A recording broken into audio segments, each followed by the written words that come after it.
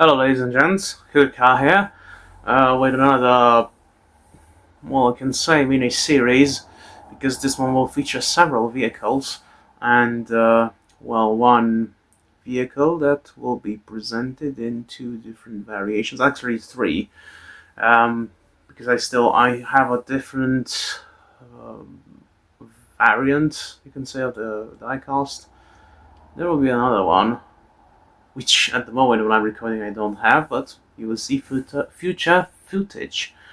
As I've started to transition to, this is a reminder for the newer ones, but from just merely showcasing and unboxing diecast, we talk about them a bit.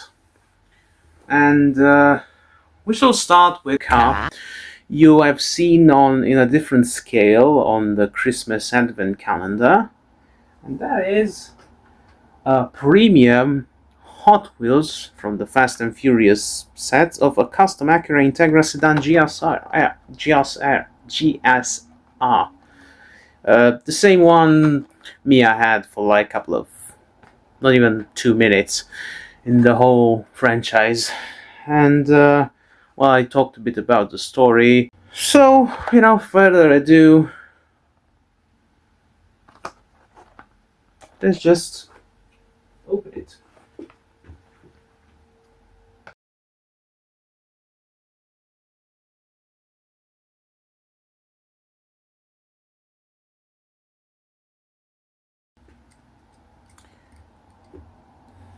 There you go.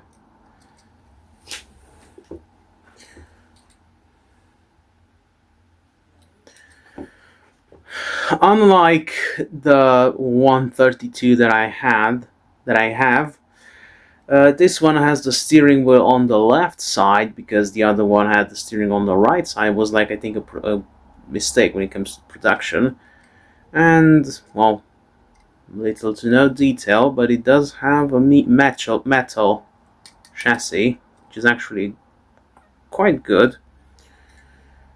And here's more information for you now in the voiceover. First things first, let's talk about Mia's Acura, since the 8th of March was just 1 week before I uploaded this video. The actress Jada Brewster appeared for not even a minute on screen driving the iconic blue Acura Integra, the GSR trim to be more specific. This version of the Acura Integra featured the 1.8-litre B1.8 C1 DOHC VTEC with variable valve timing engine underneath the bonnet, which is known for its high revving capabilities and its ability to produce a significant amount of power, that is 170 horsepower, at 7,600 RPM. It was an engine known for its high red line of 8,000 RPM and produced a torque of 170 Nm. The engine also featured an aluminium block and head and a dual-stage intake manifold. Because of its durability and tuning potential, the B18C1 became extremely popular in racing and performance builds. The engine is equipped with an ECU code of P72 and can be easily modified for further performance gains.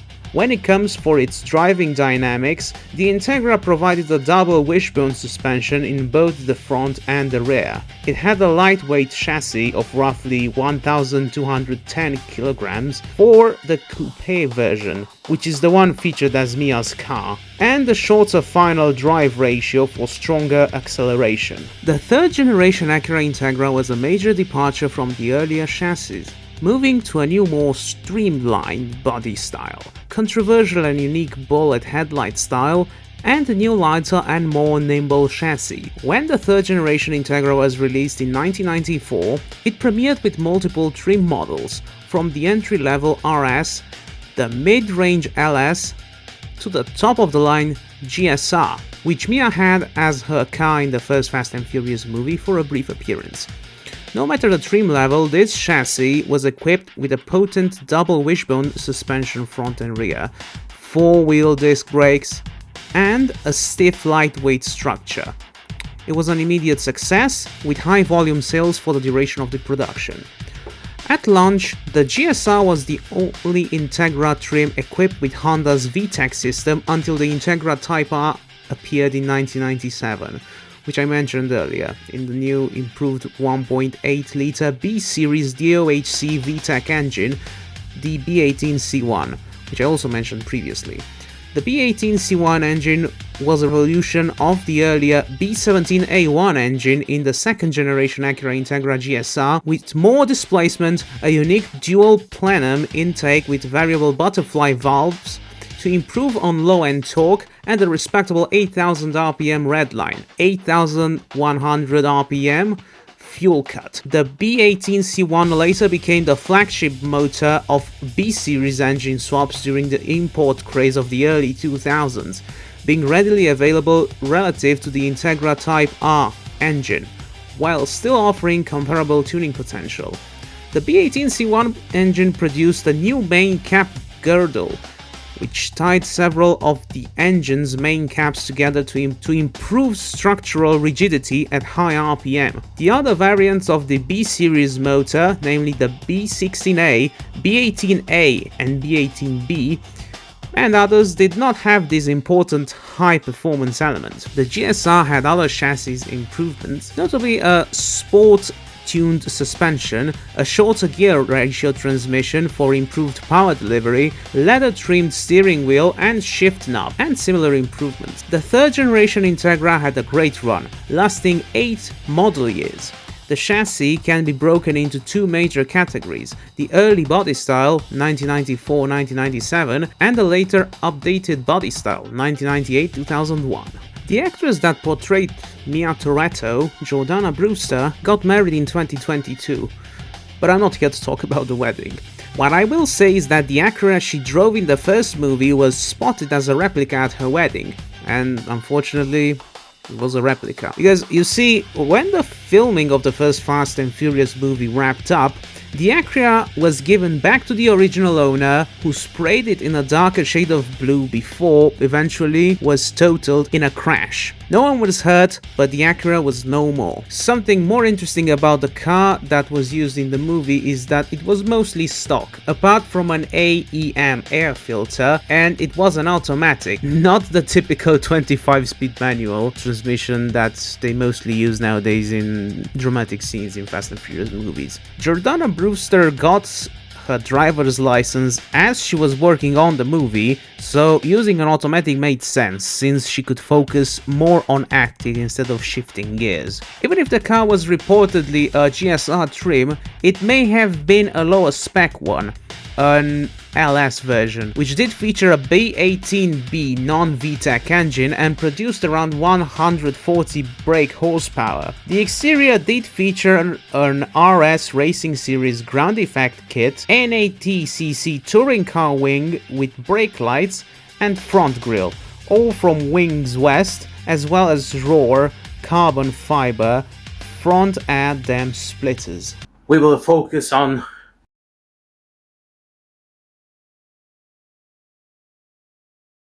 two iconic Fast and Furious cars from the very first movie from 2001. Finally got a hold of them myself. Genuinely I love the Jetta especially. The Supra, it's kind of cool to have it in this car, as I have a smaller one. If you remember this particular video that will pop up on your screen right now in the top right corner, I did have to order them from Vinted, and I paid a bit of a fortune for them. Unfortunately, that's the thing with the scalping culture when it comes to die-cast. Doesn't matter if they're Hot Wheels Majorettes, sorry, they're actually French, Matchboxes and so on.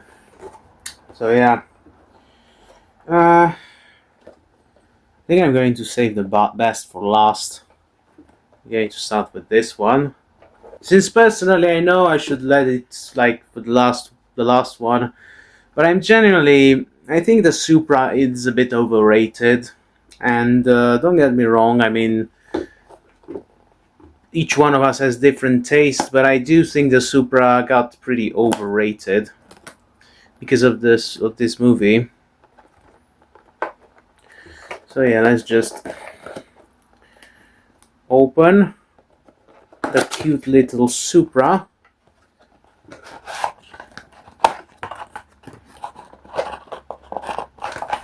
Yeah.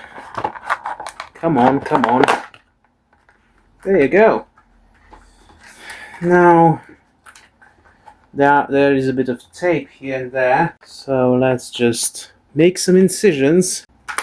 1, 2, 3, and it's a rather weird system here. Oh no, it's not that weird. You just have to pop this lid out, I think. Okay, now this is more complicated than I would have thought. Let's just open the doors. There you go. Oh.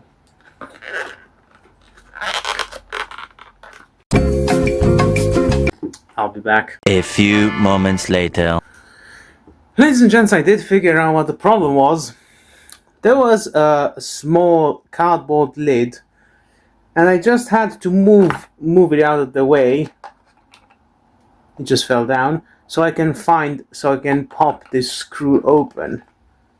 So let's just do that, because I can feel right now the car is getting loose.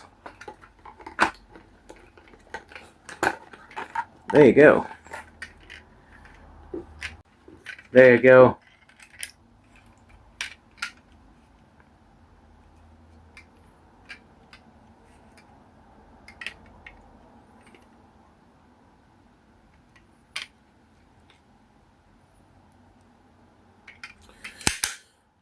So this is basically the car that got so overrated and so expensive just because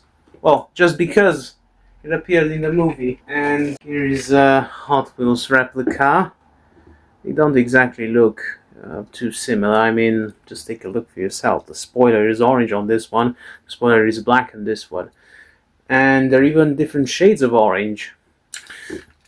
Don't worry, you'll get better pics, and of course, let the informative audio begin. The next one on this list is the iconic orange Toyota Supra Mk4. This particular generation cemented its cult status in the car community. Produced from 1993 to 2002, the Mk4 Supra stands out as a true marvel of engineering prowess, offering a plethora of customizable options such as turbocharged engines, manual or automatic transmissions, and even a sports roof variant. This generation of Supra became synonymous with personalized driving experiences. Cast in the movie is a 1994 version. The engine bay presents one of the most impressive engines ever made by Toyota. The 3-liter twin turbocharged 2JZ GTE inline 6. Even in its stock form, this engine was already a giant killer in the 1990s. For the movie, the team aimed for a build that was both visually impressive and plausibly powerful, pushing it well into the 500 plus horsepower range. While the movie dialogue inflates the numbers for dramatic effects, the hardware itself was serious business. Many viewed the old Supra engine as the best inline 6 ever made. It starts with a cast iron block with 7 main bearings. An aluminium head has dual cams and 4 valves per cylinder. One disadvantage of the Mk4 Supra is the use of an external timing belt instead of a chain, but replacement is not much of a headache. Variable timing for the intake cam arrived in 1997, increasing the efficiency at all RPMs. The brakes are where the 90s cars get their reputation. The Toyota Supra brakes are downright atrocious. Base model cars had 11.6 inches, around 29.464 centimeters, front rotors, and the Turbo Supra models had 12.7 inches, roughly 32.258 centimeters on the front. Engineers made up for the small size by incorporating the first true stability system. Using technology from their F1 teams, it was one of the first production cars with a 4-channel ABS system. It was tuned to allow maximum cornering to pull the car back in when a drift began. Despite being the quickest and arguably most beautiful Supra model of its time, the Mk4 was strangely at the least popular, which led to the end of era-specific Supra manufacture. Due to its high price and the rising popularity of trucks and SUVs, the Mk4 saw its best sales result in the first year of production before embarking on a depressing downward sales trend. Sales had plunged to 337 units in 2002 from a high of 15,901 units in 1993. The Mk4 has become one of the most iconic and valuable Japanese sports cars of all time, with its price skyrocketing in recent years despite, or rather because of, the fact that it's no longer in production. Originally sold for around 35,000 to 40,000 depending on the trim. It was admired for its aggressive styling, balanced handling, and especially its legendary engine, a twin-turbocharged inline-6 capable of extreme power gains with relatively simple modifications. It was just a usual and alright car throughout the 1990s, but this particular movie elevated this model to its current status because it had a key role in it, which led to a status car among the tuner community. The film's production design emphasizes an aggressive yet practical build. The bodywork features a distinct orange paint job that stood out amid street scenes and night escapes. Modifications typically highlighted in behind-the-scenes materials include performance exhaust notes, a tuned turbo pathway, and wheels that balance aesthetics with street-legal traction.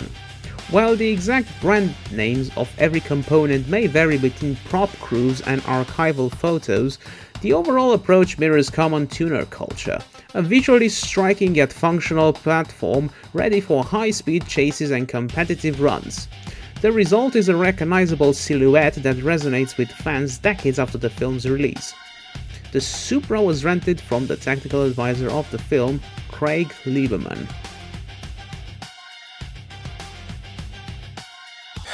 Now that you heard about the Jada Supra Mk4, let's get to the final one from this mini-series, the Jetta.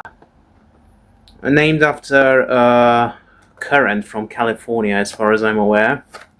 They did have a lot of fixations back in the late 80s, 90s, 2000s with various air currents, stream currents from the oceans, the exact Volkswagen marketers, and Jetta is no exception. There was Bora, Golf, I think even Polo is named after something like that. So yeah, pretty interesting. Anyway, you'll get to hear more interesting info in the rubric that is about where I'm discussing the car. This car belongs to Jesse in Fast and Furious.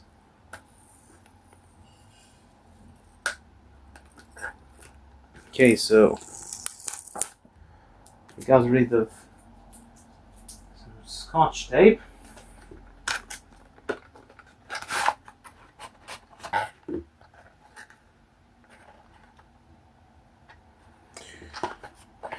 Okay, now let's apply some precision, cut the rest of the tapes.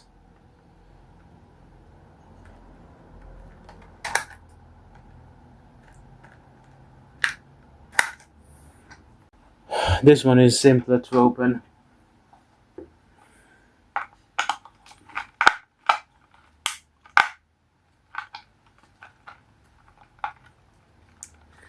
I don't think you guys can see what I'm doing, but I'm basically just using a cross screwdriver to loosen up the bolt so the car can come loose. I know that was said on the camera, don't giggle like mid-school children. There you go. Now pop up my Wilco screwdriver in here and then in here. There you go.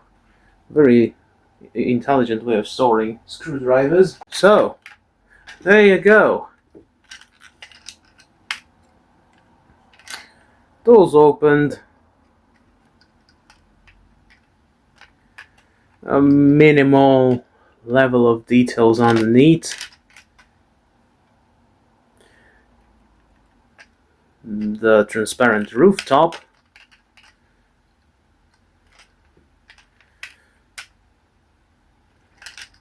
Of course, let's have a look at the smaller scale version. This one does have stickers, this one is just, well, plastic or whatever material they used.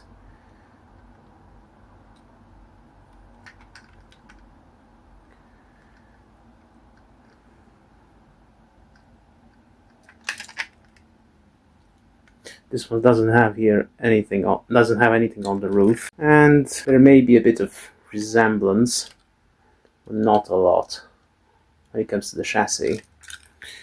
Anyway, let's proceed with the interesting info about the Volkswagen Jetta, whatever, Mk3. Last but not least, my favorite car from the first Fast and Furious movie on this list, the one and only 1995 Volkswagen Jetta Mk3 of Jesse. Despite its minor appearance, Jesse's Jetta has taken on a sort of cult status for fans of the series. And since the Fast and the Furious wrapped, Jesse's Jetta has had a strange and colorful life. Jesse's Jetta was born as a 1995 Volkswagen Jetta Mk3 in GL trim. It was purchased new in June of 95 in Yorba Linda, California, driven for a few years, and then sold to Universal Pictures in 2000 for use in their upcoming film about import racing. That's when it ceased to be a boring old Jetta 3 and became Jesse's Jetta. However, despite the exterior and overall appearance, I was disappointed to discover that this car is just stock under the bonnet. That means the engine is a 2-liter inline cylinder one with barely 115 horsepower. The top speed is 123 miles per hour or 198 kilometers per hour, with a 0 to 62 miles per hour time, that is 0 to 100 kilometers an hour, being 10.6 seconds. Although the film featured dramatic gear shifts and nitrous boosts, the car actually has a 4-speed automatic transmission. So an automatic just like Mia's Acura. And all those tubes leading to the cylinders lead to an empty bottle of NOx. Even if it worked, you'd be more likely to blow a gasket than actually get Jesse's Jetta to move with the kind of speed shown in the film. For the 2-liter engine in the Jetta, 2 particular variations with different codes, both most likely 2-liter EA 827 engine, for which I will leave a link for further reading for those of you that are interested. It produced 114 horsepower, had the 1984 cubic centimeters displacement, and produced a 166 Newton meters of torque.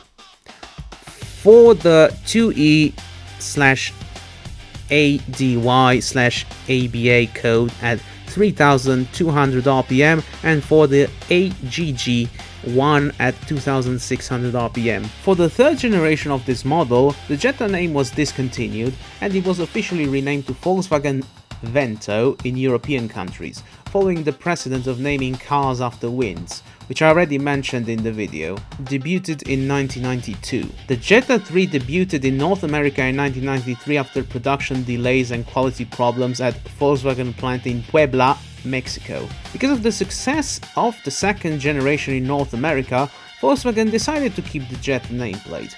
However, in Europe, the car was given its new name to appeal to a younger market. Styling was penned by a design team led by Herbert Scheffer, and again the car became more aerodynamic than the previous generation. Although visually similar to the Mark II, there were many refinements underneath. The two-door model was dropped, aerodynamics were improved, with the car now having a drag coefficient of 0.32. This included a new structure which now met worldwide crash standards. Suspensions were an evolutionary rather than revolutionary refinement of the setup on previous editions, and mainly consisted of a wider track and even maintaining backwards compatibility with older models. In addition, the car became more environmentally friendly with the use of recycled plastics, CFC-free air conditioning systems, and paint that did not contain heavy metals. This generation of the car is widely credited for keeping Volkswagen from pulling out of the North American market.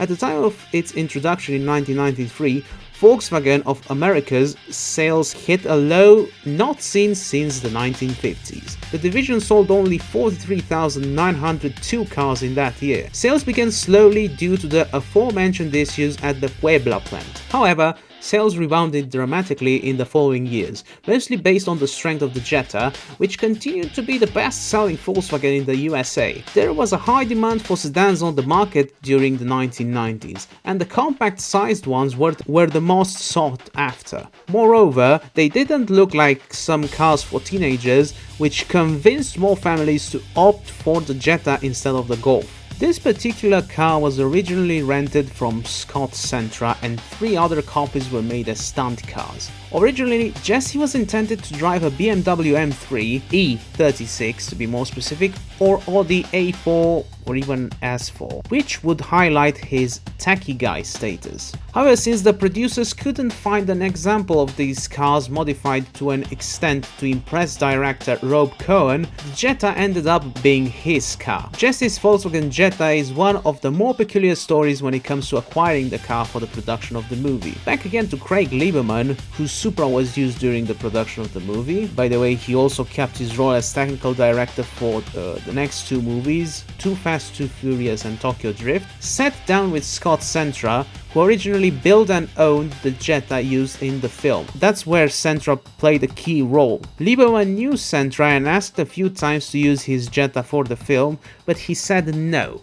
Finally, Lieberman invited Sentra for a lunch with Universal crew members and all of the actors. It's here that Sentra recalls that he agreed to giving the Jetta. With all the cars set to star in the film at the lunch spot, Universal paid Sentra a tidy sum of money to rent his Jetta. Money talks, as they say. We don't know how much it costed, but Sentra said the production company also insured the car for $200,000. No small sum today, and certainly a lot of money in 2000. So, ladies and gents, in this video we discussed those 2 cars from Fast and Furious, the very first Fast and Furious movie actually, from 2001. And if there's anything left to say, thank you a lot for watching. Very grateful, really. As you know, by the time I'm filming this, I checked that my channel did get 2 subs, and I haven't posted in like a month. And that's quite interesting, actually. I congratulate you for that. It means that you really like the content, and well, since starting to post again in October last year, in a relatively short amount of time, a lot of videos, you definitely pushed boundaries, and for that I do congratulate you. Here's your car for this month, and I'm thinking of starting a new tradition. Each month I'll sort of give you a great picture of a car that I deem you earned through your time spent here, and all this time, I don't know what that will be.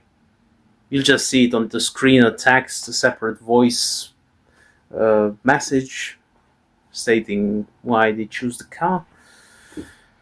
And of course, if you made it so far, you like the video, don't forget to, and you really enjoyed the video, don't forget to like the video, subscribe to the channel, push the notification bell, share the video with your friends, comment in the comment section. It does boost engagement, the community engagement we were having. And of course, any social media networks, pages. And if you feel a bit generous and you want to sponsor the project, here you have the Buy Me a Coffee page that's strictly for donations, and the Patreon page with exclusive content and where you can even interact directly with me. Now, all that being said, thanks so much for watching. I will see you next time. I don't know when that will be.